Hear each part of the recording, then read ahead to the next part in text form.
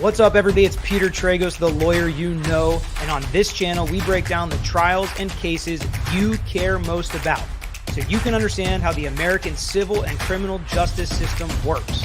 And we try to make sure you understand what your rights are in every situation, which is why we try to walk you through the entire legal process while also answering your insightful questions along the way. And while it's not legal advice, it's always exciting. So buckle up for another episode of The Lawyer You Know.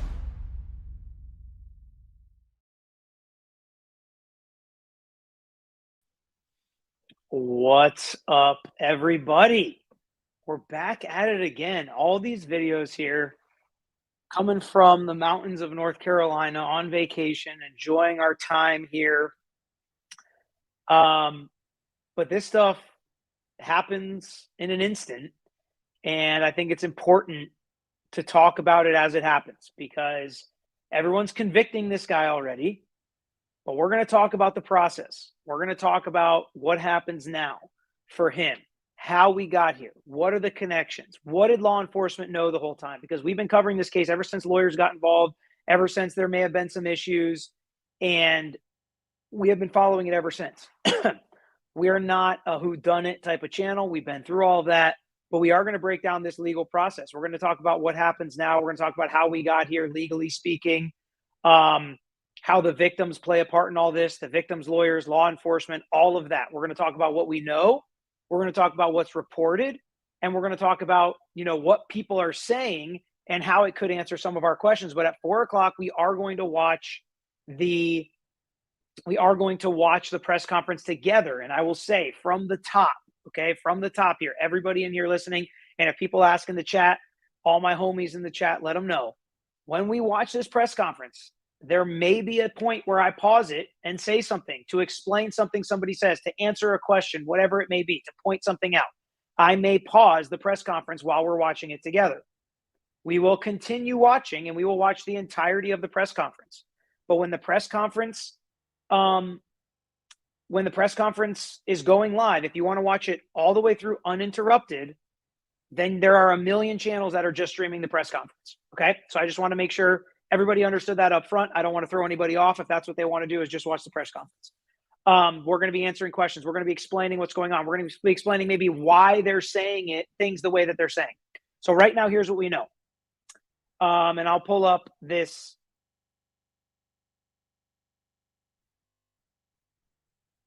real quick for us to look at together.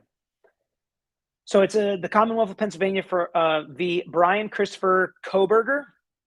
And this is a first-degree murder charge. He was arrested on a warrant in Pennsylvania, 28 years old, not a University of Idaho student, and there have already been some things happening in court. They denied his motion to set bail, okay? So he wanted to set bail right away. They said, no way. We know for obvious reasons why, danger to the community, flight risk, things like that.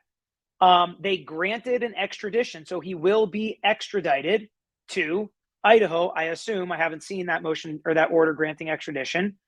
And the original papers were received from the lower court. So stuff is already happening in the case. So we know that he's been arrested, that he will be extradited, and that it's first-degree murder charges. Those are all things we know. Other things we know about this person. They called him a college student, but I think he's 28 years old. He was going to a college about 20 minutes away from the University of Idaho. He was a grad student studying criminology or criminal justice or something to do with criminology, which piques people's interests. And we know that there's some kind of online connection with at least one of the victims. That seems to be all we know. Now, there are some reports coming out. Okay, now, and I'm not talking about stuff on social media, people telling me he's following their Instagram, he sold Kaylee a car, he did this or that with them. I'm not talking about stuff like that, but there are actual, mainstream media, whether you love them or hate them, there are some real reports that so we listened to law enforcement play this a little close to the vest. We saw some of the frustration by the victims and their families. They hired an attorney to try to keep this case pumping, keep stuff moving, try to figure out why they're not knowing more, right? Well, let's talk about some of the things and some of the hints law enforcement dropped while they told us they did not have a suspect, while they told us that they were still not close to arresting anybody. Yes, please like the video, subscribe to our page, hit that reminder bell. Pooh Bear, what's up? Yes, full mountain man. I wish my beard was a little thicker, but full mountain man. Hit that like. Okay, so people are saying his sister lives next door. Exactly. People are saying a lot of things, right? And we can get into some of that and what it might mean. But we're going to stick to some of the facts here. And some of the things that are being reported are law enforcement told us that there was this white Hyundai and they went through thousands of them.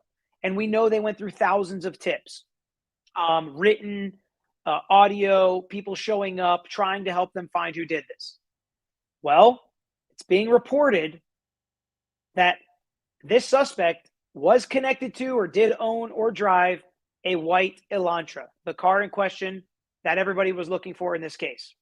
Number two, we heard law enforcement talk a lot about DNA and how it was stacked and difficult to gather from this house. And we have now heard from reports that his DNA was found at the house in question. Now, that's not hook, line, and sinker because we know there was a lot of DNA there. However, if he was not an Idaho student partying there with them all the time, why was his DNA there? He's 28 years old, not low 20s or like these students that were the victims in this case. We haven't heard from any friends of the victims. Was he always at parties? Was he part of the crew? Was he part of the inner circle there? We don't know those answers yet. We don't know for sure what the connection is to these victims. I've heard he sold them a car, follows them on Instagram. Like I said, I've heard all these things, but we don't know that. And that's what I'm looking forward to in this press conference. Are they going to tell us any facts? Are they going to tell us how they're connected? Part of me wants them to. Part of me wants to know, right? How are they connected? Is there any more evidence that this guy actually did it that we don't know yet? But on the other hand, if you think back to the Stephen Avery case, making a murder, or some of the other cases where the prosecutors or law enforcement tried the case, even the OnlyFans case a little bit, they tried to hook, line, and sinker say this is a done deal in the media prior to any real evidence or trials happening. So we'll see. Do they continue to play it close to the vest or do they put it all out there? If they put it out there, we'll talk about it. If they don't, maybe they're going to leave this up to the criminal justice system. And one other thing, I saw some people reporting that there were multiple people that were arrested. I have only seen this one person arrested and a warrant out for only this one person. So we'll see if that's actually true or not. I have always thought it was more than one person, but that's not really based on much. That's just based on logic and how I'm kind of looking at how the crimes were committed and how long it must have taken, how many people were there, how nobody saw or heard anything, all of that. But we don't necessarily know the answers to that, right? Some other things that people sent me were potential Reddit posts where this guy was doing a research project as a student as to what people were thinking before they committed crimes. I saw other people say there was an anonymous post saying that somebody committed these crimes and they were hiding out in Pennsylvania, which is where this person ended up being arrested. Who the heck knows, right? And that we can expect to happen. But you know what I haven't seen yet? Speaking of all the people that figure out who done it, and I'm not throwing shade at them, it's just a different kind of channel. You know who it's not? You know who didn't get arrested? You know who still continues to not be a suspect? The University of Idaho professor that TikToker said did it and doubled and tripled down and said that a jury would believe her evidence. Seems like that's wrong.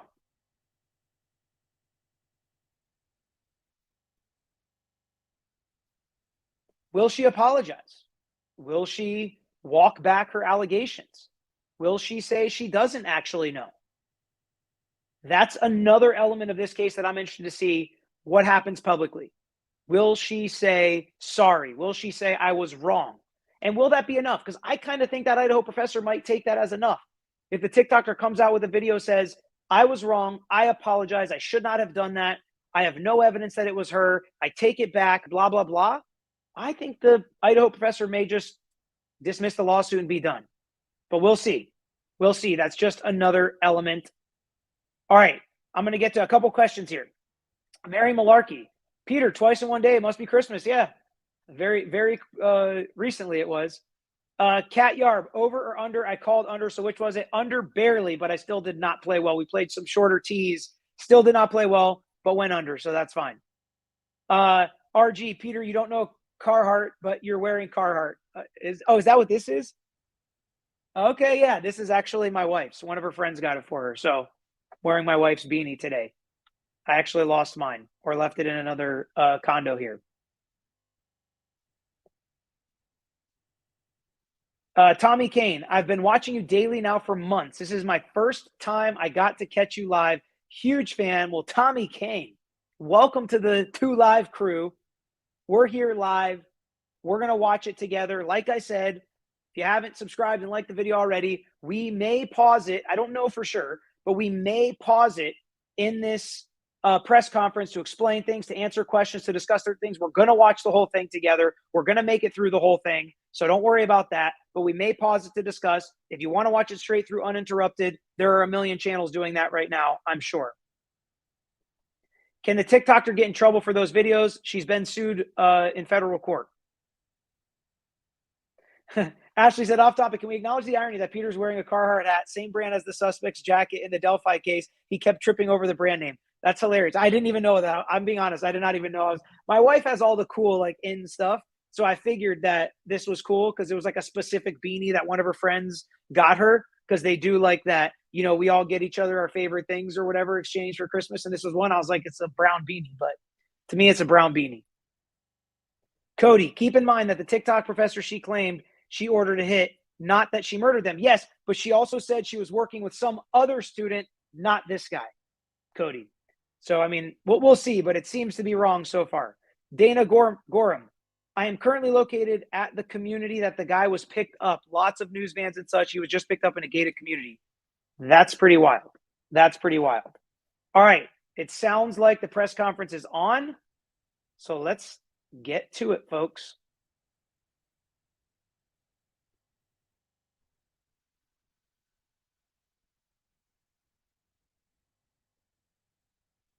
In this place, in this investigation. Albrightsville. Justice and joining in now. All right, here we go. Waiting for the presser. It's supposed to start now, 4 p.m. Eastern, 1 p.m. local time. So we're just asking questions. Well, it's actually live in the presser time now. Again, we're going to be jumping right into the presser for the murder of the 4 Idaho University students. They have a suspect arrested.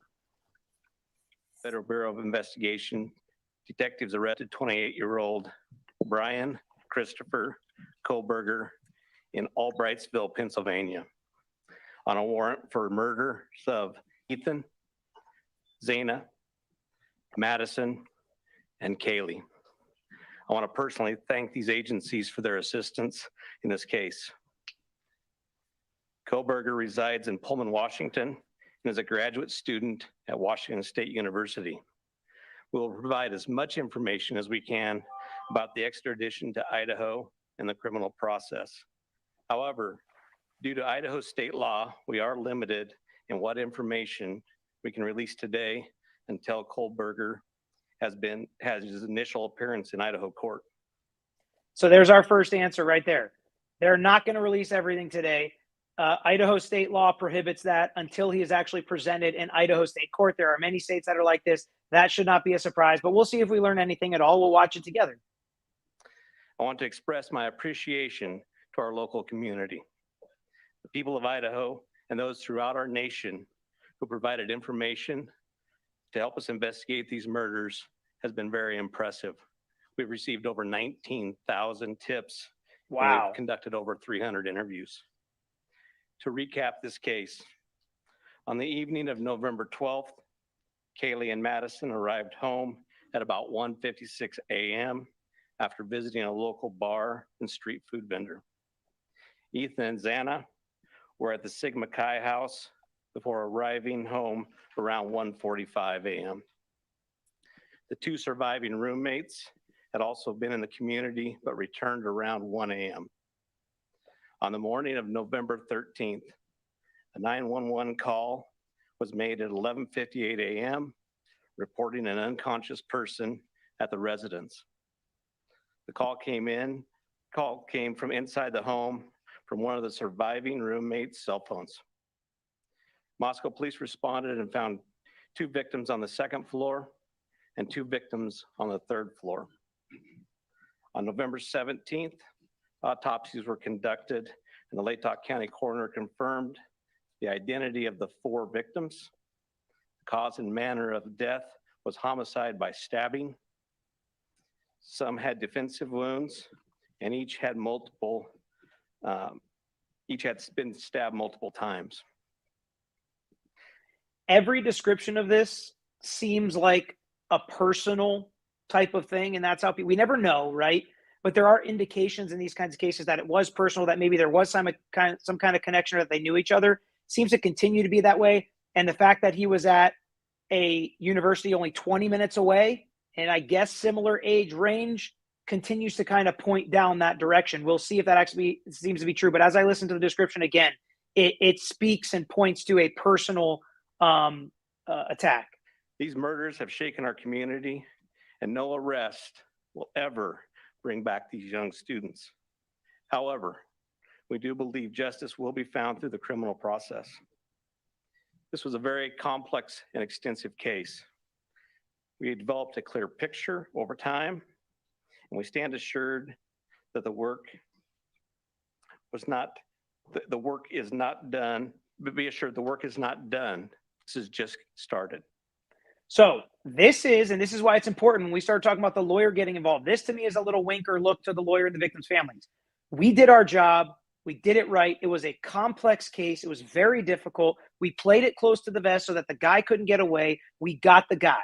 That's what he is saying right now. And that is at least partially to the victim's family saying, we did what we could. We know you were frustrated in the process, but we want to swear to you we were doing our job and we did it the best way that we could. Since November, we have remained laser focused on pursuing every lead in our pursuit of justice for the victims and their families. I recognize the frustration with the lack of information that's been released. However, providing any details in this criminal investigation might have tainted the upcoming criminal prosecution or alerted the suspect of our progress. We will continue to provide as much information as we can as the process moves forward. Today, I want to specifically thank our dedicated Moscow Police Department detectives, patrol officers, the Idaho State detectives, the Idaho State troopers, and their crime lab technicians and scientists, and the Federal Bureau of Investigation for the resources and personnel to conduct this massive investigation. It was the dedication of them and the persistence. So I just saw this come across the screen. We're going to pause it for a second. Uncivil Law said Hogue is in the hospital, some kind of emergency surgery. Thought you might want to know. Absolutely. I will reach out, say a prayer for Hogue. Everybody come together for Hogue. Anything we can do. Keep us posted, Kurt. Thank you so much for letting me know, man. And the numerous hours that led to an arrest. Fortunately, these highly skilled people work together as a cohesive team to solve this case. I also want to thank our community and the nation. Over the past 6 weeks, I've been continually reminded of how much our community cares. Locally, public support has been exceptional with kind words, food for investigators, and letters of support. You will never know how much your words of encouragement help us through these trying times. I appreciate each of you and each of your kindness. Agencies and individuals from across the nation have reached out to us to express their support to this department. I'm reminded how our Moscow community, our families, and the nation has been impacted by this daily. Finally, I do want to thank our media partners for the help. You kept this in the news. You helped us with tips. You kept things going, and we truly appreciate that. So how about that? A little nod to the media and their partners, they called them, for keeping this thing in the news, keeping the heat on. That can include the victims' families, the victims' families' lawyers, the private investigators, all that help. They were all on the same page to me. They were all going towards trying to get justice and find the person who did this and the right person. He thanked them, which to me shows his confidence, shows his competence, shows he's not afraid of his shadow. He's not afraid of somebody looking over his shoulder. And I understand that. I wouldn't care if somebody watched me do legal work in my case, right? I think that's a positive to somebody who likes to have the media on them, who likes to have people watching, who likes to have all the eyes and people's brains working together. There's a lot of smart people in this chat. There's a lot of smart people around the world. Some of them didn't graduate high school. Some of them have a PhD in something that has nothing to do with criminology or law or anything like that. And we all come together and with positive forces. And that's why we talk about this being positive. Unlike certain things we see on social media, he's appreciating that. He's appreciating the positivity, and he thinks it helped them get the right guy. And to me, that's huge. Hats off to all of you and to the media out there that kept talking about this case to keep it from going cold. That's one of the things we talked about. We keep talking about it, and this is something that, to me, is a new phenomenon that hopefully keeps working for the positive, like in Gabby Petito's situation, and then now this one. And you are the product of those 19,000 tips that we received, which is an impressive number. I would like to invite Bill Thompson, the county prosecutor, up at this time. All right. So now we get, oh my gosh, that's great. That's the county prosecutor. I love it so much, Idaho. I bet he's got this, what did you say, this beanie or this jacket that I'm wearing, except he probably needs it a lot more than I do. So now we're going to see the difference between law enforcement speaking on it and the prosecutor. Good afternoon, folks. My name is Bill Thompson. I'm the Latah County prosecutor. And it's sad to be here, but happy to be here at the same time. As Chief Fry indicated, a criminal complaint was filed yesterday here in Latah County, charging the defendant, Mr. Kohlberger, with 4 counts of first-degree murder, in addition to felony burglary, which involves entering the residence with the intent to commit the crime of murder. So burglary is not really anything additional. If you intend to commit a crime and you enter a residence, that's burglary, and the crime can be murder. It is 4 counts. Some people were asking me why it was 1 count. From the prosecutor's mouth, we have heard it is 4 counts. Mr. Kohlberger, and let me preface, there's a pending case now in court, and I and my office and the investigators have to live with the restrictions that our Supreme Court places on pretrial publicity. They know people want to know. So they're explaining to them why they're not giving more information than they're giving, and that's important. That's smart. That's exactly what you should do. And we all need to understand that as the public, that they are bound by the laws of their land, and they're doing the right thing following the law. So we should all appreciate that. Said, I promise you we will share with you through the court process or otherwise whatever we are allowed to. I just appreciate your patience on that. The factual basis for the charges are summarized in what's called a probable cause affidavit that is on file with the court. According to the rules of the Idaho Supreme Court, that is sealed until Mr. Kohlberger is physically back in Latah County and has been served with the Idaho arrest warrant. All right. So once he's served, then that probable cause affidavit, we have reviewed many probable cause affidavits on this channel in the past. We will review that probable cause affidavit. I'm not even going to tell you. You don't have to tell me in the comments if you want me to, but if you do, go ahead. Say probable cause affidavit in the comments. Like the video if you do want us to cover that. When it gets unsealed, we will absolutely do a video breaking that down. At that time, we expect that that affidavit will be available to you so you can share the true facts with all of your readers and your watchers and your listeners and all the people who are interested and really need to know what's going on. So please have patience with us on that. We hope to get that to you as soon as we can. As far as Mr. Kohlberger, I can share with you that he is a graduate student, Washington State University, and has an apartment residence over in Pullman. He has had an initial appearance in front of a judge in Pennsylvania.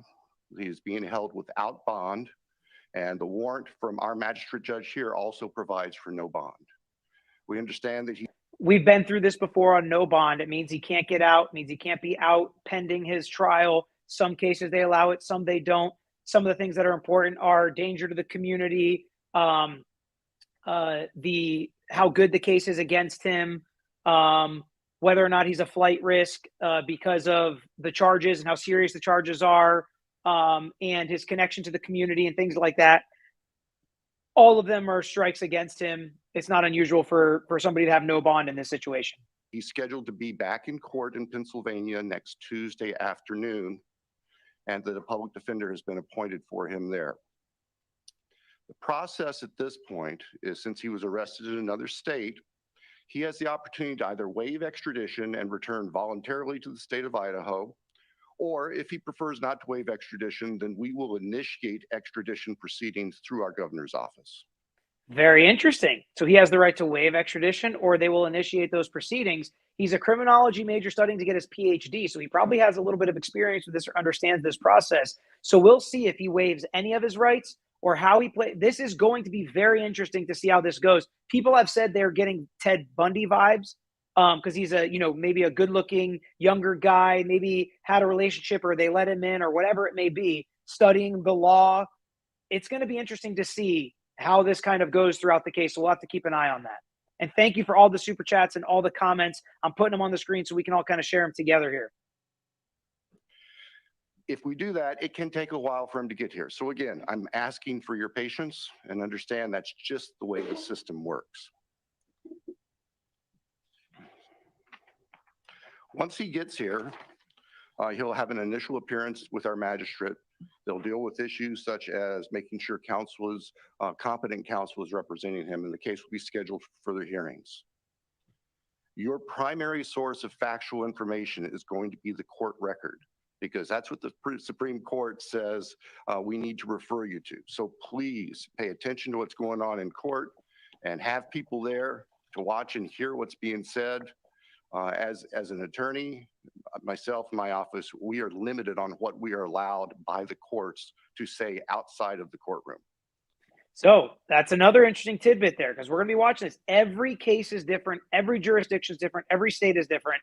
He's saying, don't come to us for your information. Go to the docket, go to the courtroom, listen to the judge, listen to open court. That's what's public. What we can say is limited. We don't want to mislead you. We don't want to say something that may be different than what's happening in court. You go to court, you report on what you found from the courtroom. That's really cool. People are asking if there will be cameras in the courtroom. I would think so, but I don't know. I think all of these media outlets are going to try to get cameras in this courtroom, and it seems like it's going to happen. But very, very interesting. He's saying, send your people to court. That's where your most factual and accurate information is going to come from. So please just work with us. Finally, as the chief indicated, this is not the end of this investigation. In fact, this is a new beginning. Y'all now know the name of the person who's been charged with these offenses. Please get that information out there. Please ask the public, anyone who knows about this individual, to come forward, call the tip line, report anything you know about him to help the investigators and eventually our office and the court system understand fully everything there is to know about not only the individual, but what happened and why. So very interesting. Hey, we might as well do it. We've got 3,000 people watching. If you know anything about this guy, call them up. Call their tip line. We will post our tip line in the video description later. Call their tip line if you know anything about this guy, this case, anything about this guy at all, but only legitimately. No guesses, no, you think you know something that happened or whatever. Only stuff you actually know that's going to be helpful to them and not waste time and resources for the investigation, because they're asking for it. I mean, this is the lead prosecutor asking for it. I like this guy. He's very straightforward. He's no nonsense. He's telling you where to find the facts. He's not sugarcoating it. He's not glamorizing it. He's not making it a made-for-TV moment. I like it. I like the way he's explaining this case. And to me, that's a good direction that this case is going to be going, that we hope justice is found at the end of the day if this is the guy that did it. Thank you, Sue. Next, I'll introduce Colonel Ked Wells from the Idaho State Police. Thank you. Well, good afternoon. My name is Kedrick Wills. I serve as the director of the Idaho State Police, and certainly want to express our appreciation for your attendance here today. These tragic murders took 4 young, vibrant lives from our community. Nothing we do can bring them back. The only thing that we can do in law enforcement to honor their memories that we know of is to bring this to a successful conclusion. This has been a very difficult time for the families, the university, the community, and the state of Idaho. However, it is also proven that communities come together in tough times. Certainly appreciate the support of the local community and our national audience that has been following us as our investigators have worked through this case. I'm thankful also to you, the media partners, who have helped keep this case in the forefront that generates the tips and we hope will continue to generate information that will help us to a conclusion of this proceeding. I'd like to express our appreciation on behalf of the Idaho State Police to Chief Fry, his leadership, and the entire Moscow Police Department for the way that they handled this from the very beginning. He directed the right people to the right positions that led us to this conclusion today.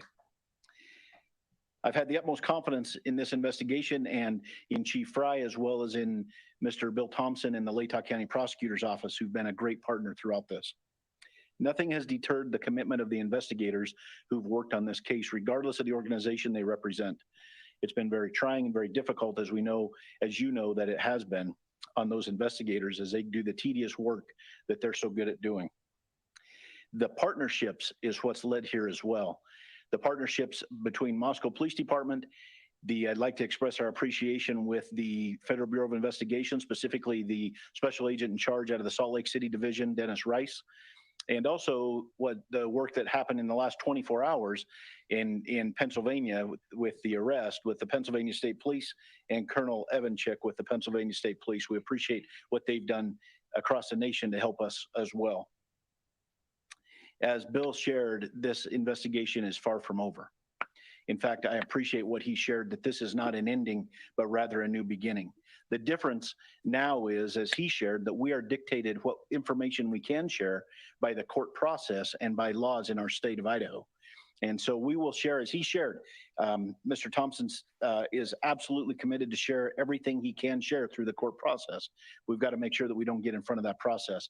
And we really deeply appreciate everybody's support here. The relationships that were forged here and the partnerships that were forged have led to this. And based on that is why we're here today. And we continue to believe that the best way we can honor these 4 lives that have been taken is to make sure that we have a successful outcome here. One of the partnerships that's been forged throughout this is a partnership with the University of Idaho. And on that, I'd like to introduce the president of the University of Idaho, Mr. Scott Green. Interesting.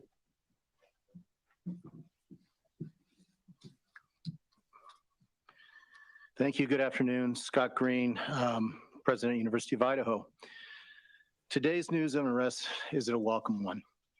It's relief to our university, our community, and our extended Vandal family. The outpouring of support over the past 6 weeks helped sustain us during the most trying time. They provided the strength that helped us navigate the international scrutiny visited on our students and employees. We are truly thankful for the compassion and acts of kindness shown to our. I'm going to pause it again. I apologize. Audrey and a bunch of people asking who Hogue is. He is another lawyer on YouTube. Hogue Law is his YouTube channel, and apparently he's going through a medical emergency right now. So that's why we're just kind of coming together, say a prayer for him. And I reached out. Anything I can do for them, I will. We're community on here all the way around on YouTube, lawyer or not, anybody that we can do something for. We will always do what we can to help our community. Kindness is contagious, and it provided the light that reclaimed ground lost to evil and darkness. We first want to acknowledge and thank Governor Little for the early promise of financial support that enabled the university to secure our campus and focus on helping our students and our employees in the wake of the crimes. We also appreciate the Idaho State Police and the highly visible security presence that brought comfort and calm to a community shocked and confused by the senseless crimes. We never lost faith that this case would be solved and are grateful for the hard work of the Moscow Police Department and their law enforcement partners. Vast and committed FBI resources brought important expertise to this complex case. Across the board, dedicated, highly competent personnel worked this case to arrest. This crime has nevertheless left a mark on our university, our community, and our state. While we cannot bring back Maddie, Kaylee, Zaina, and Ethan, we can thoughtfully and purposefully carry their legacy forward in the work that we do.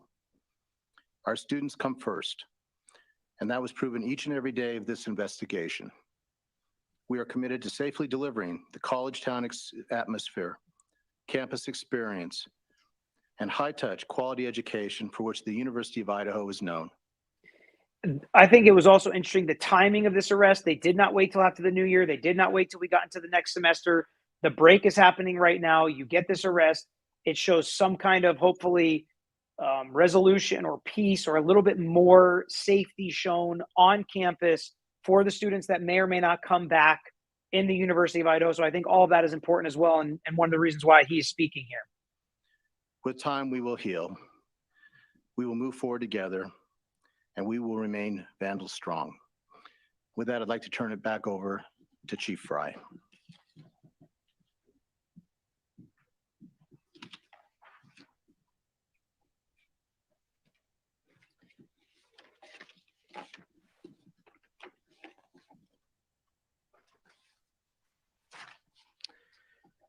So now we will open the floor to questions. However, I want to remind everyone, as Prosecutor Bill Thompson explained, any factual information regarding the arrest of Kohlberger is currently sealed per Idaho law and will not be released until he has appeared in an Idaho court.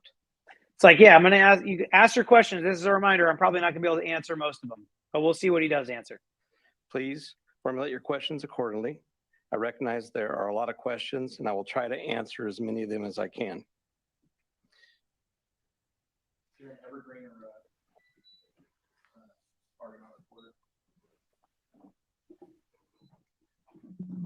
Lauren Patterson, Northwest Public Broadcasting, Spokane Public Radio. I realize the records are sealed. I guess I'm not too familiar with how it works, but can you tell us what tip, what lead, what piece of evidence really led you all the way from Idaho to the suspect in Pennsylvania? As I've said in the past, that's part of our investigation, and we won't be releasing that at this time. We will have those answers. We'll have them as soon as we can make those available to you. Then a quick follow-up and a two-parter. Is our community safe, or is law enforcement still on the search for other suspects who might be involved in this attack? What I can tell you is we have an individual in custody who committed these. That's a good question, and to me, that's something they probably could reveal because it's not a factual question about this arrest, but are there other people involved? Which, I kind of felt like there was. I don't know, but it doesn't sound like he's going to answer that either. Horrible crimes.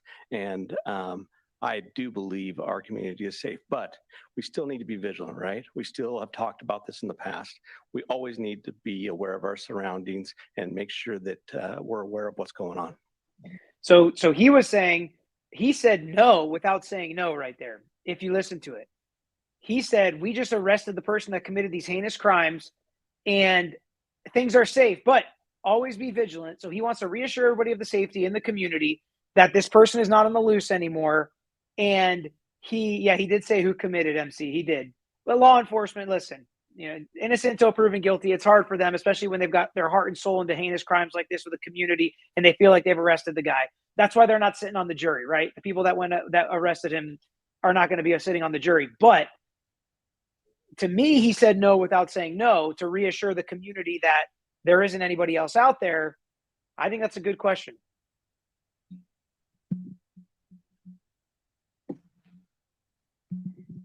Hi, Chief.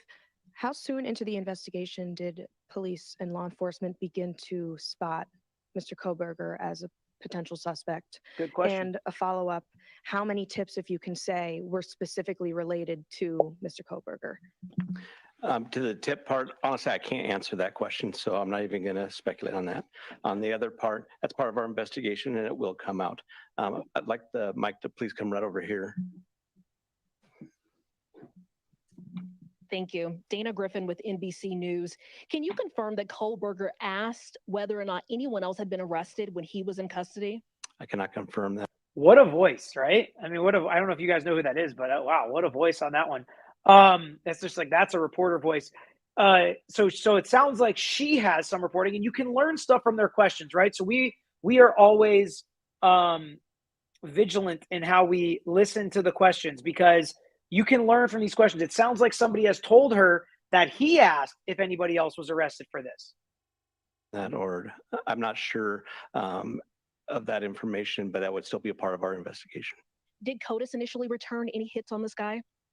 That's still part of our investigation. That will come out.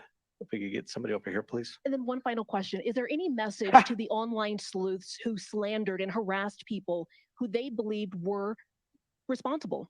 Boom. That's our question right there. We love to hear that. We love to hear that question. Let's see what he says. There was a lot of speculation going on, and we've always said from the very beginning that we're the official message that comes out, and to pay attention to what we're putting out there to the press. I'm Nancy. Basically dismissing the online sleuths. But that question was asked. People want to know what's going to happen. Will there be repercussions for people that said, I know it was this person, I know it was that person? A lot of you were asking me, what about the people that said Jack did it, or people that said or people that said the professor did it? Well, we've been talking about it, and we're going to continue to cover that. And the media wants to know as well what he thinks about it, what the chief of police thinks about it. Lou with News Nation. And we were over at the house this morning, and you told us that the remediation would begin today. It was suddenly stopped. Can you tell us why? Yes. The house cleanup has been. Very strange that they would clean the house. I realize they think they have their suspect, but they're cleaning the house now, which to me destroys a lot of evidence and makes it difficult if they're. It also indicates that they think there was only one person. Again, his answer indicated that to me. They've only arrested one person. They're doing this press conference with only one person. They're telling the community they're safe with this person, and they're cleaning up the crime scene. To me, that makes me think they have the one and only person that committed these crimes. But she just said that the remediation, which is like the cleanup, was stopped or paused. Halted, and that came by a legal request from the court. Oh, so the court requested that they pause that. Very weird to think they may have jumped the gun cleaning up this crime scene, and the court wants it preserved. I would think the defense attorney may, want to do something with it, or, I just think it feels premature when you just arrested somebody and they're still not even in your jurisdiction yet. Christina Corbin, Fox News. Chief, have you identified a motive?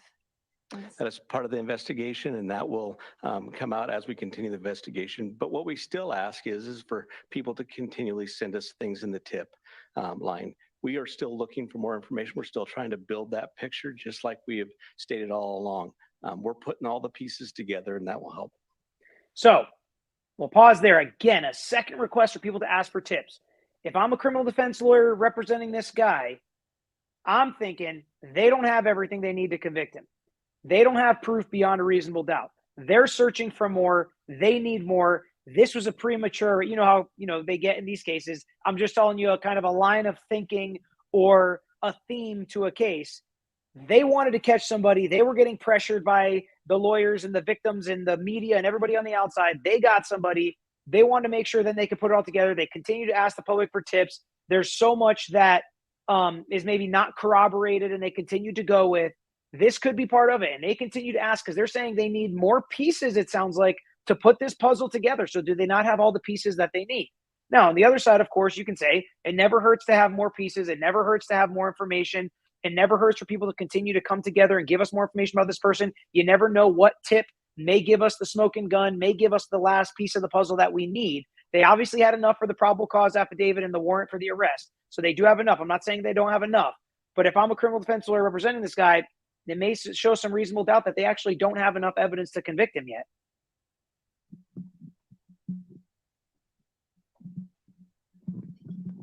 Chief Veronica Miracle with CNN. Any indication that the suspect knew the victims? That's part of the investigation as well. It won't be something that will come out at this point in time. That's the number one question to me, is I want to know what the connection is. But as we continue the investigation and as this case goes to trial, that will be brought forth. Have you spoken to the families? Can you tell us what they've told you today? Are you talking the victims' families? Yeah, we have reached out to the victim's family as we always do. We've done that daily, and we've continued to have contact with them. Hey, Nate Sanford, you mentioned earlier that you're still seeking tips about Brian and that people should still share whatever information they have. Can you speak at all about what specifically people should be reaching out for, like if they know something? I would say anything and everything. As we've said all along, we know what tips we're looking for. We will take those tips and we will have professionals look at those and decide which pieces of those we need to use for our case. So we ask that everybody would do that. Angela Palermo, Idaho Statesman. Your department and other investigators on the case took a lot of flack for keeping information close to your chest. Are you glad that you did that? And were you worried about tipping the suspect off? I will 100% stand behind the way that we handled this investigation. And this all started from day one with our patrol officers arriving on scene, locking down the scene, us calling in the Idaho State Police, us calling in the FBI. And you see kind of the smile he has. He's proud of himself, and he should be. And that is a good sign. You want law enforcement to be proud of the work they did in the case, not embarrassed, not hanging their head. But to me, this is exactly what we talked about right before we started watching this live together. We knew this was going to be a question. We knew this is why they did it. And they're coming out smelling like roses right now. We'll see how it all ends up, because as they all said, this is still the beginning. But we knew this question was coming. This is exactly the answer we expected. And keeping information that was pertinent to this case very, very tight. We want to have a situation where when this goes to trial, there is no doubt that we've done everything right, and we've slowed down, and we've continued to slow down. We'll continue to do that. Hey, Chief. Have you guys found the murder weapon or the Hyundai Elantra? So we are still looking for all pieces of evidence, but we are still looking for the weapon. And that's not a great answer. We're still looking for all pieces of evidence. To me, that means you have no pieces of evidence. I don't think that's what he meant. But he did answer they still do not have the murder weapon. That's a difficulty. That's going to be an issue, okay? So we all need to hold our horses, right? We're not convicting him before the trial, and we have to see what evidence they actually have, because right now all we know is they arrested a guy that lives 20 miles away or something like that, right? And they found DNA in the house with hundreds, literally, of other students' DNA in that house. So we don't really know much yet. And they don't have the murder weapon, so there are still pieces they are missing. I will say that we have found an Elantra. Oh, they have found an Elantra. So there's been reports that he is connected to an Elantra. They have found the Elantra. So obviously they're not missing all the evidence in the case. They have found the Elantra. That's big. That's big. And I've heard that they kind of tracked him all along the way with CCTV and different tips and things like that. So I think they have more than it sounds like they have from this press conference, but you can pull a little bit of maybe they don't have everything yet. And this question came in from Amanda, but why arrest if they didn't have everything? There are different levels of evidence that you need and different standards for a probable cause affidavit for an arrest warrant versus the burden at trial, which is beyond a reasonable doubt. And the reason for that is we want to arrest people and keep the streets and the community safe, so we don't have to necessarily be beyond a reasonable doubt at the point that we arrest them. But an even higher burden is to arrest somebody with no bond or no bail, which they also got in this case. So they have a lot more than nothing. They definitely don't have no evidence. These are all these double negatives I'm using, but they definitely have enough evidence for the warrant and for no bail or no bond. So in this case, they do have a lot. It just doesn't sound like they have beyond a reasonable doubt at this point just yet. Becker with CNN. Can you tell what it was like when you got the phone call when the police told you that they had your suspect? I can tell you, for a lot of law enforcement, it was a fairly sleepless couple of days with as we were leading up to everything that we were doing. But what I can tell you is I have faith in those agencies across the nation. I have faith in our officers. I have faith in the FBI, and they did a great job. But sure, there was some times, even throughout the day, that we were always concerned. Hi, Chief. Danya back at CBS News. Can you talk a little bit more about the suspect's connection to Pennsylvania? All I know is that he lives in Pennsylvania. Chief Guy Tannenbaum from Nonstop Local KHQ in Spokane. More about the Elantra. We saw reports that you mentioned that you recovered an Elantra, but can you specify where that was found? And we know that that was one of the biggest pieces of information you were asking from the public to tip. Were you able to provide an information on whether those tips led to this seizure of an Elantra? That's still part of the investigation that will come out in the future. Bodie, sometimes this is true. Sometimes it's true that they arrest, then investigate, at least partially, but not always, not always. Jessica, I was watching JB until I saw you were live. Love your channel. Thanks, Jessica, for joining us. I actually may jump on with JB after we're done here. So maybe we'll all hop over to JB later on.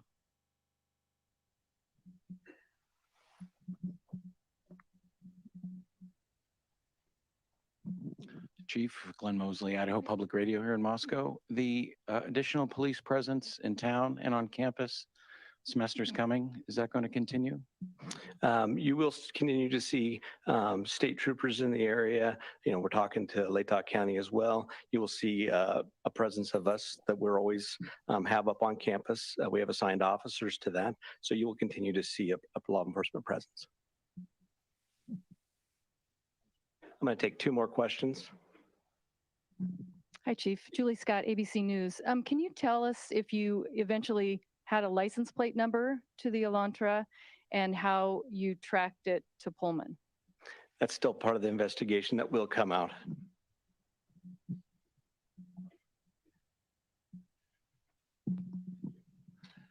Chief, hi, Matt Lovelace with the Murrow College of Communication. I want to ask about Mr. Koberger as a graduate student at WSU. Are you aware of if he returned to campus after November 13th? And have you had any communication with departments on the WSU campus about his attendance? So some of that is going to be followed up as we continue our investigation. We'll be asking some of those questions, but that'll come out in the near future. So what I do want to do is I want to thank you all.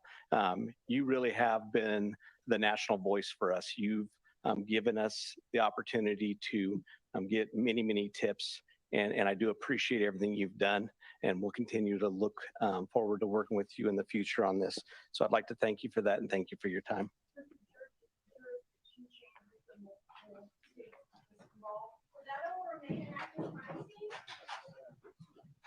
People still just asking questions. Interesting. So is that it? Yeah. Right. So that's it. Okay. So that's the end of it. But we still have a lot of questions and things to get through here. So don't go anywhere just yet. Ashley, these 2 questions kind of go together. How quickly do you think it's going to get to trial? And then Peggy, can you please talk about the extradition process? So in the beginning, the prosecutor talked about the fact that the defendant can actually fight extradition. And if he fights extradition, then that could really delay the case. That could really delay the case. But legally speaking, he could. And if they do, they're going to have to initiate that process, which then they have to go explain why he needs to be extradited. They need to provide all of the information and factual and legal basis for his extradition and go through it. And then I think he probably will get extradited at the end of the day. But really, it could just create a delay in the process and a delay in getting this case to trial. Leanne G. Merry Christmas. I hope you consider covering more cases like this in the future. Your perspective as a lawyer gives a lot of insight into some of the procedural stuff, almost flipped to the LE side. So honestly, I don't do a ton of cases like this because I never really know what I can add, like what kind of angles I can add to what it is you're listening to or watching. So I appreciate comments like this that let me know that you guys do feel like you're learning part of the process with us talking about it. And as always, you guys drive the content on this channel. So if you guys ask for cases like this in the future, we will definitely hit them. Stina G, they aren't going to tell what all they have because they want more. They don't want to give a jury reasonable doubt. Those kids deserve a conviction. Absolutely, they're going to continue to try to stack evidence for sure. Kavoda asked, why haven't you talked about Shaquella Robinson? I have not been following that case at all. We talk about a ton of cases on this channel. We can't possibly get to everyone. The ones that we get to are the ones that are most requested on YouTube and on our social media platforms at Tragos Law. You can follow me on Twitter, Instagram, and all those to get in the DMs and talk about the cases and let me know which ones you want to talk about most. Mercedes McLaughlin, how did they get Koberger's DNA? Criminal history, I don't know how they got it, but they definitely have it because they matched it up with what is in the crime scene.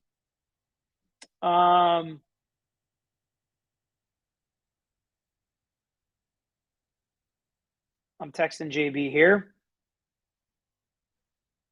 All right. Tommy Kane, thank you as well for this super chat.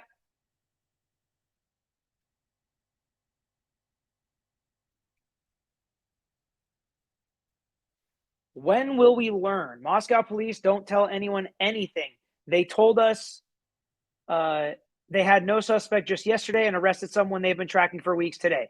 We're not going to know, right? We're not going to know everything that they know, which is sometimes you got to read between the lines. Sometimes you can learn certain things by action.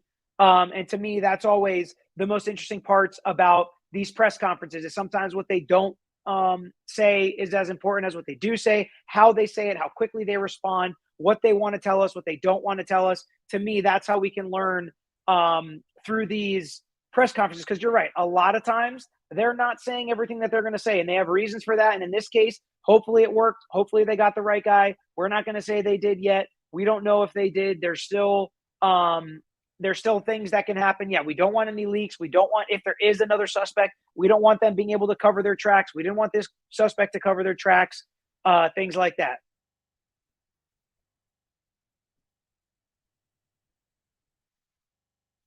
Ryan said, just got here. What's the scoop? They have arrested a suspect in the Idaho murder cases. He is in Pennsylvania. They're working on extraditing him to Idaho. We just heard the press conference. They didn't have a ton of information to give us. All right, we will be here until 5 o'clock. So we've got about 15 more minutes to answer questions, and then I'll be jumping on with JB with WFLA. So we will be here until 5 o'clock. So get your questions in now if you have them. We will learn more after January 3rd if he gets to Idaho. Yes, we'll see if he waives extradition. Like we said, he's studying criminology, so maybe he will have some knowledge about the law and how it works. Maybe he won't waive any of his rights. Maybe he will waive some. We'll see. We'll see. Somebody said fingerprints on file from past security job. Who knows? Sydney just stopping in to say, hey. John, your concerns. Oh, my concerns in this case are, do they have enough? Do they have enough evidence? Is it really just one person? Could one person have pulled this off? I really want to know what the connection is, or if it was just completely random would be concerning to me. Number two, much earlier you mentioned about the 4 mouths of prosecutions. What did that mean? 4 mouths of prosecutions. I don't remember saying the 4 mouths of prosecutions. Maybe it was a misstatement on my part. I'm not sure. Azam, Peter, thanks for doing this on your vacation. Hey, it's fun. It's like hanging out with your friends, you know? This stuff pops up. My wife was texting me about it all day. Friends were texting me about it. Messages were blowing up on Instagram about it. So I figure, why not? Let's just watch it together. I'm going to watch it anyways. Why not watch it with the people that care about it most? Cindy Lou, thanks for the super sticker. Mom asks, how far are you from St. Pete? I have a brother there, 15, 20 minutes, although I'm in North Carolina on vacation all week. Cat Yard thinks he's going to represent himself.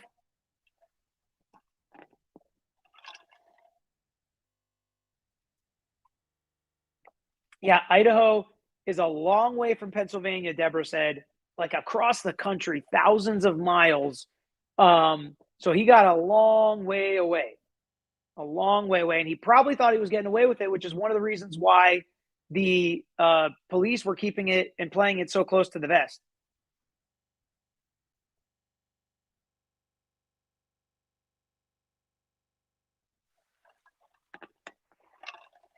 Lindsay said, I doubt he knows much about the law. PhD is very narrowly focused as someone with a PhD. It's criminology or criminal justice, somebody said. If it's criminal justice, he probably will know a little bit about the criminal justice system, I would hope, if you get your PhD in criminal justice. That's just what I've heard. I don't know that to be a fact. We'll see, right? We'll see.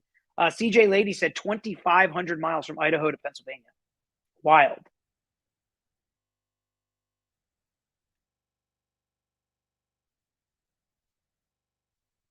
All right, let's see what else we got.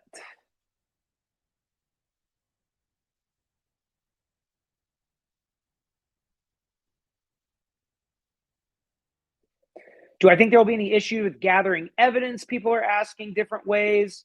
Yes, Sydney, thank you. Don't forget to like if you haven't already. I haven't heard anything like that. They said it was stacked. I honestly think, judging based on this press conference, I think that we're not going to know. A lot of what they're saying, I'm not going to say they're lying or anything like that. I think they're protecting the integrity of the investigation. I don't think we're going to know a lot about how all of this went down just yet. Maybe not even until the trial happens.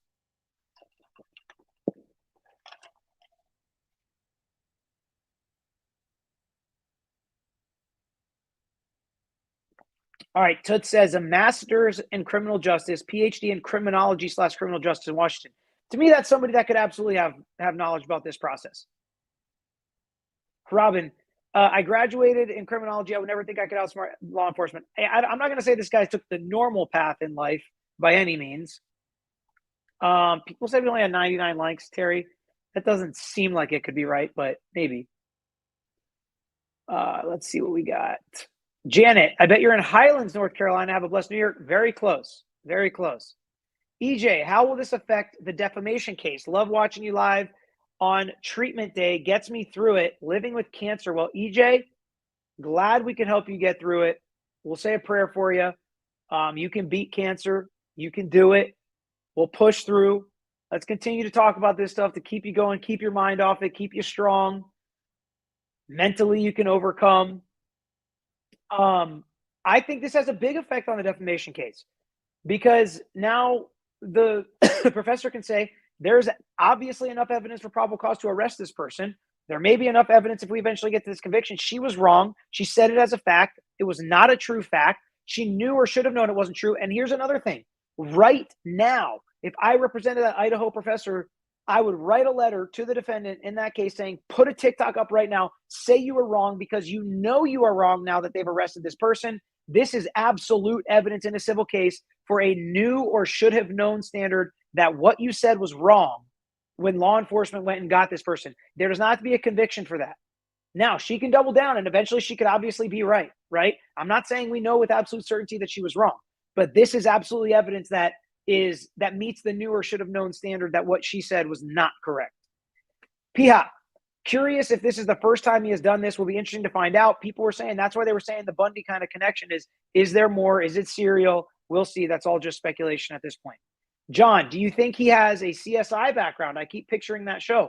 I don't know, but my buddy who works in CSI type of stuff has been texting me about this case and other cases and how there may be, and I think he was texting me about the OnlyFans case, and he was saying there were some issues with how they took her fingerprints and stuff off of her, not switching gloves and things like that. So that'll be an aspect of this case we'll take a look at and follow as well. Just a thank you for running through this with us. Yeah, you guys asked. I was surprised at how many of you wanted to watch this live together, but you did. You put up the bat signal, so we're here. Colby, life's a journey. People ask why I was worried so much from New Jersey. My daughter goes back to West Virginia University. You never know. Hey, I don't want to like freak people out or anything, but you honestly just never know, period, right? We should all be vigilant, as the law enforcement officer said in this case. He was in Pennsylvania. He could have made him stop at a number of schools along the way or afterwards. So we have no clue. We all have to be vigilant. We all got to protect ourselves as much as we can. Be smart, be together as a group. You can't protect yourself from everything though, right? I mean, we have to understand that. Like there are things that happen outside of our control. So I understand that, and I understand your worry, Colby. Mara W. Innocent until proven guilty, of course, but I don't think I've ever seen someone that looks so much like a serial killer just at first glance. And that's problematic. You know, these mug shots and stuff, it's not exactly taken, you know, they're at the happiest or best time in anybody's life. I understand what you're saying. I understand where you're coming from, but absolutely innocent until proven guilty. He's got the presumption of innocence cloaked on him right now. Hiker for life, welcome to the membership crew. Lindsay D. Peter, can you look into the court order regarding stopping the remediation of the house? I haven't seen it. I don't have it. But to me, I mean, just logically and legally speaking myself, I don't know why they did it. So I can understand why. There's 100 reasons why the court could have stopped that, honestly.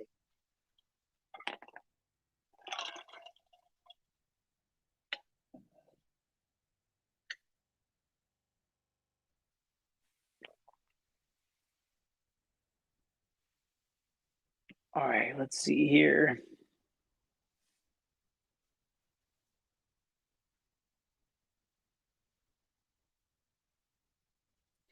Peter, can someone let me know how the roommates knew to call the police the morning of the murders?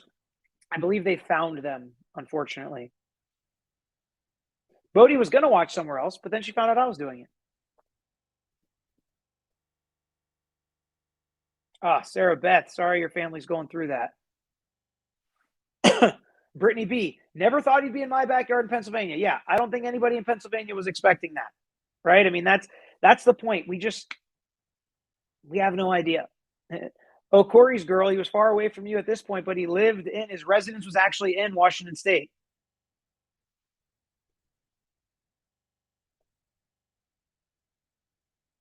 Now the phone shows 1.5K likes. All right, we're getting there. Hit the like button if you haven't already.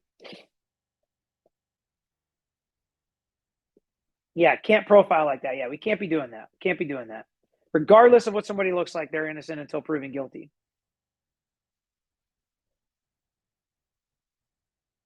Peggy said I skipped her super chat. Send it in just as a normal question, Peggy, and I'll try to get it. I did not see. John, see if you can scroll up and find Peggy. I just lost her. The chat is flying. I'm getting to every single one that I can. Peggy Reardon said you skipped my super chat. See if you can find hers, John.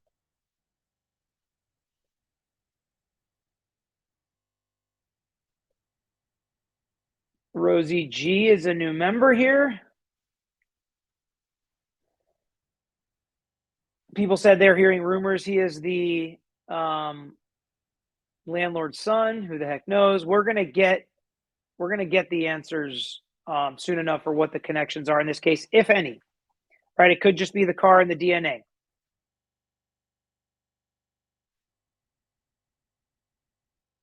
Jennifer Nyblock is also a new member. A ton of new members. That's awesome. We're planning a pretty cool members only thing coming soon. Amanda, Peter, are they televising the trial, do you think? I think they will. I haven't heard whether they are or not for sure yet, but I think they will. Mara, is there any concern as to how good a small town DA may handle this case? I don't think they have many murders.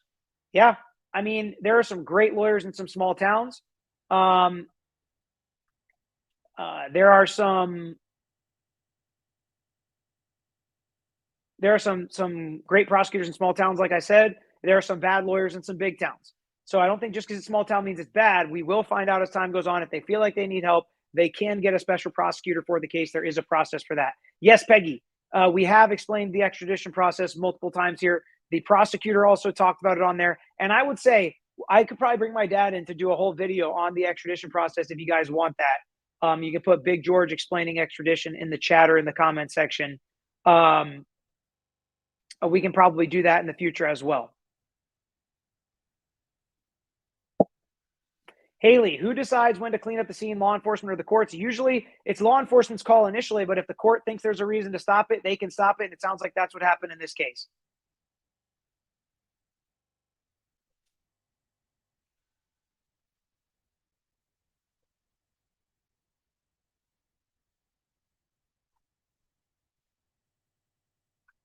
Still asking for tips. Why? It seems like they want more evidence, right? And they feel like they need more to get beyond a reasonable doubt. They feel like, to me, it may come down to they don't really understand the connection between the defendant and the victims. And maybe they want some like personal friends of, it's almost sounded like they wanted personal friends. Like, this is a buddy of mine I text with, I follow on Instagram. It's like, wow, this is weird. Maybe I should reach out to law enforcement. Maybe I should explain to them the issues of this case. Maybe I should say, yeah, this guy said he was traveling to Idaho. He had a girl he was talking to, whatever. You know, it could mean a lot of things. Did you do anything with the 12 days I made? Well, I will just tell you that I have it saved personally. We've talked about doing a number of different things with it. I think it may be something that we do in our end of year stream or end of year video. We read some of the things that people got us or sent us, and that may be one of them. All right, John just signed off, so don't know what happened there. Lita, you were great on JB a while back. We'll listen to you again today. Thank you so much, Lita.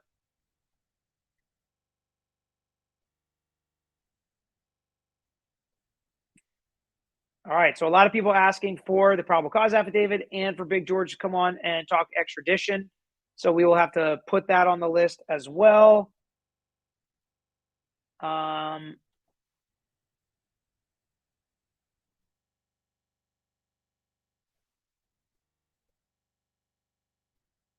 Yeah, character references people are saying they're looking for, pretty much.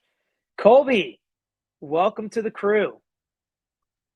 Special K, yes, his DNA was found in the house. Actually, that was reports. I don't think they said that at the press conference, but there are reports that there are that his DNA was found in the house, and that the white Elantra was his or connected to him.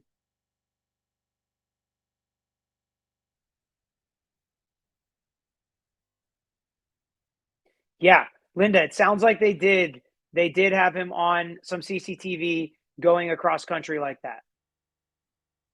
John O'Rourke, would the police lie about a murder weapon? Very interesting. So, I mean, there's nothing really to say that they couldn't lie about it. I think they would have said, if they did have it and they didn't want to talk about it, I think they would have said, that's part of the investigation. That's ongoing. We can't talk about it. He used that answer for so many other answers. I think he probably would have just said that, as opposed to saying, no, we don't have the murder weapon. And maybe they think some of the tips will help them find the murder weapon. Who knows?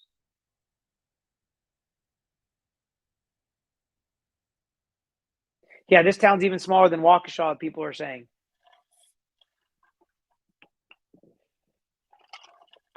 Also, people asking about the death penalty. Idaho has the death penalty, apparently. Yeah, so this one's going to be really interesting to watch and really interesting to follow. The weapon could be anywhere between Idaho and PA. Yeah, I mean, that's what I'm saying. He could have done a lot of things with a lot of evidence that he potentially could have had along the way in the process, and it doesn't sound like they're going to find it potentially. Yeah, murder weapon's long gone, CJ said. It seems like that, but we'll see.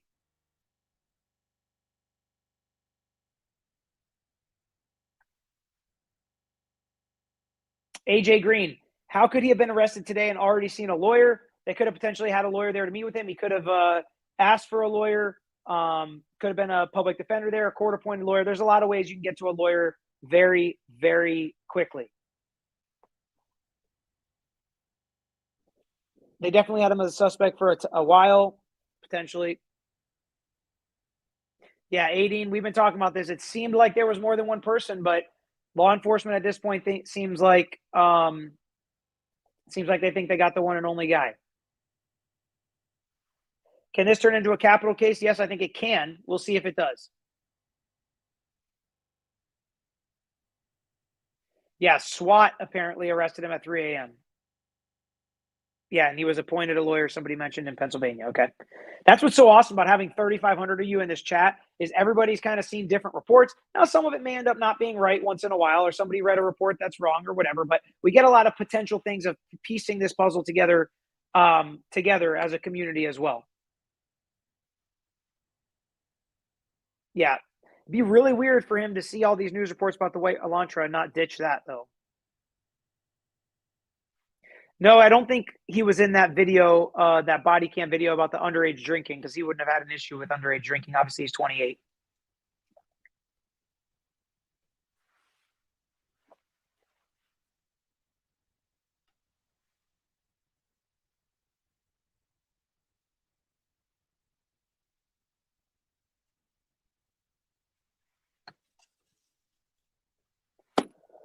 All right. I think we're going to call it. I appreciate everybody joining me. Hit that like button on the way out. Make sure that you subscribe and hit that reminder bell so you don't miss whenever we post a video on here. I'm about to go on WFLA 8 with JB Bueno. So check that out. He's going to send me a link. I'm going to hop over there. Let him know you came from here. Write LYK crew with the golf emoji when you get into that stream, so that he knows you came from here. Let him know. Hop over there, WFLA 8 with JB. I'll be there shortly. Thank you, everybody, for joining me here today. This was interesting for sure.